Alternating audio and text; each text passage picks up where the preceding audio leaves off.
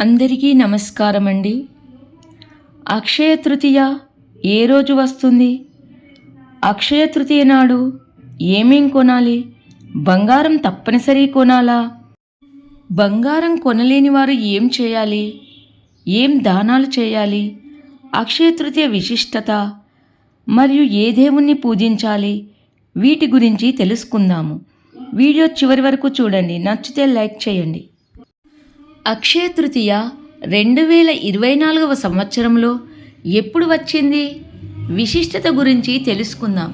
ఈ అక్షయ తృతీయ నాడు ఏ శుభముహూర్తాలు చూడకుండా ఏ పని చేసినా విజయం దక్కుతుందని చాలామంది నమ్ముతారు. అక్షయ తృతీయకు ఎంతో ప్రాధాన్యత ఉంది. ఈ అక్షయ తృతీయ నాడు చాలామంది బంగారము, వెండి, విలువైన వస్తువులు కొనడానికి చాలా ప్రాధాన్యత ఇస్తారు. ఈ రోజున విలువైన వస్తువులనే కాదు, దానాలు కూడా చేస్తారు. దానం చేయడం వల్ల శ్రీ మహావిష్ణువు, లక్ష్మీదేవి అనుగ్రహం లభిస్తుందని పండితులు అంటున్నారు.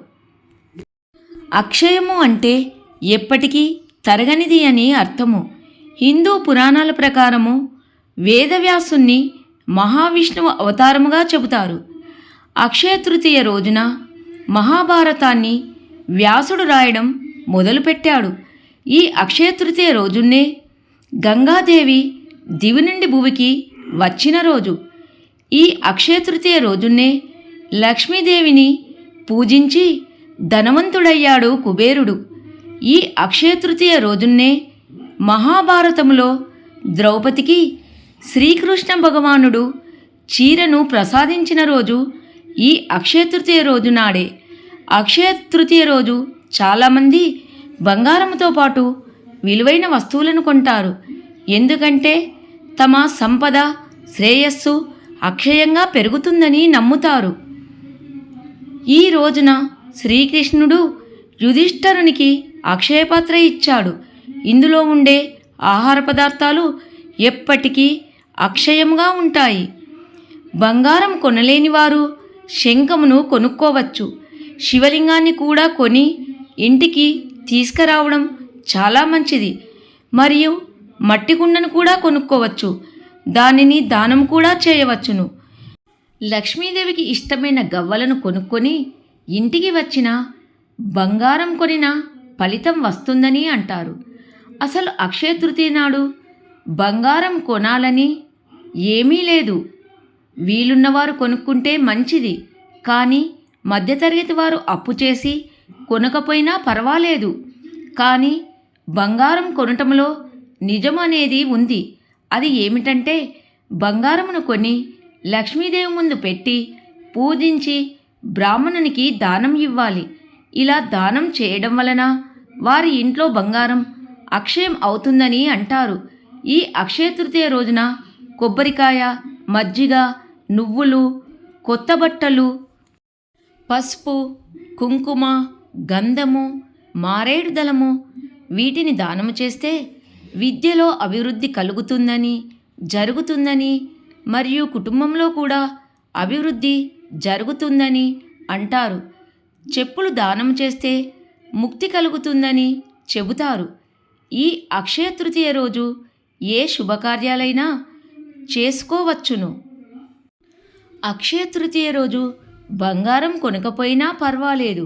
కానీ గల్ల ఉప్పును మాత్రము కొనుక్కోవచ్చు. ఇది లక్ష్మీదేవి స్వరూపము. లక్ష్మీదేవి అనుగ్రహము లభిస్తుంది. గల్లుప్పును కొనడం వలన ఇంటిలో లక్ష్మీదేవి తిష్ట వేసుకొని కూర్చుంటుంది. సంపదకు లోటు ఉండదు. మరియు పసుపు, కుంకుమ కొనుక్కొని లక్ష్మీదేవికి వాటితో పూజిస్తే అనేక శుభ ఫలితాలు కలుగుతాయని పెద్దలు చెబుతున్నారు. బంగారం కొనలేని వారు బాధపడకుండా వీటిని కొనుక్కోవచ్చు. ఉప్పును కొని లక్ష్మీదేవికి పంచహారతి ఇచ్చినట్లయితే విశేషమైన రాజయోగం కలుగుతుందని చెబుతున్నారు. నెయ్యితో కూడిన కుండను దానము చేసినా అక్షయమైన ఫలితం వస్తుందని అంటున్నారు. అన్నదానము, నీలదానము, వస్త్రదానము, పండ్ల దానము చేసినా అక్షయఫలము వస్తుంది. కానీ మన స్తోమతను బట్టి దానం చేయాలి. అక్షయ తృతీయ రోజున ఉదయమే లేచి, అంటే సూర్యోదయానికి ముందే లేవాలి. స్నానం చేసిన తర్వాత ఉతికిన బట్టలు ధరించాలి. ముఖ్యంగా పసుపు రంగు వస్త్రాలను ధరించడం వలన శుభ ఫలితాలు కలుగుతాయని నమ్ముతారు. విష్ణువును మరియు లక్ష్మీదేవికి పూజ చేయాలి. వీలైతే పసుపు రంగు పువ్వులను సమర్పించాలి. హారతి ఇచ్చి నైవేద్యమును సమర్పించాలి. మీరు వీలును బట్టి ఈ విధముగా చేసుకోండి. అక్షయ తృతీయ పండుగ ఈసారి మే 10వ తారీఖు శుక్రవారం నాడు వచ్చింది. లక్ష్మీదేవికి ఇష్టమైన శుక్రవారం నాడు రావడం మన అదృష్టం. అక్షయ తృతీయ రోజు దైవనామస్మరణ, పుణ్యకార్యాలు చేయడం వలన పుణ్యఫలము, ఐశ్వర్యము కలుగుతాయి. ఈరోజు చేసే పుణ్యకార్యాలు అక్షయమవుతాయి. అలాగే పాపం చేస్తే కూడా అక్షయమవుతుంది. అక్షయ తృతీయ రోజు బంగారం కొనకపోయినా గల్ల ఉప్పును మాత్రము కొనుక్కోవచ్చు. బంగారం కొనడం అనేది అపోహ మాత్రమే. అందరికీ ధన్యవాదములు.